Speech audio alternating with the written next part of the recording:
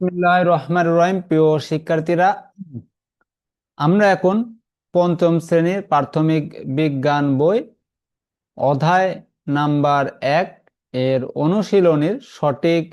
অনুশীলনীর 1 number প্রশ্ন সঠিক উত্তরে টিক চিহ্ন দাও। ক, খ এবং গ তিনটি প্রশ্ন আছে। আমরা এখন অনুশীলনের 1 নং প্রশ্ন সমাধান করব।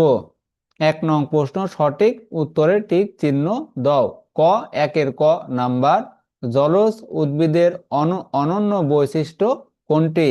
সঠিক উত্তর বায়ু কুঠুরি। ক এর সঠিক উত্তর বায়ু কুঠুরি। আমরা জানি জলজ উদ্ভিদের আসলে বৈশিষ্ট্যর মধ্যে একটি হচ্ছে বায়ু কুঠুরি, এটাই আসলে তার অনন্য বৈশিষ্ট্য। 1 এর খ নাম্বার, মাংসাশী প্রাণীর প্রধান বৈশিষ্ট্য কোনটি? সঠিক উত্তর তীক্ষ্ণ দাঁত। আসলে আমরা জানি বনজ পরিবেশে যে মাংসাশী প্রাণীগুলো আসলে বসবাস করে তাদের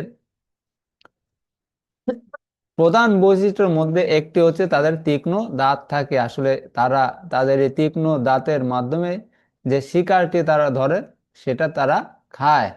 1 এর গ নাম্বার প্রশ্ন, শ্বাসমূল কোন উদ্ভিদে পাওয়া যায়?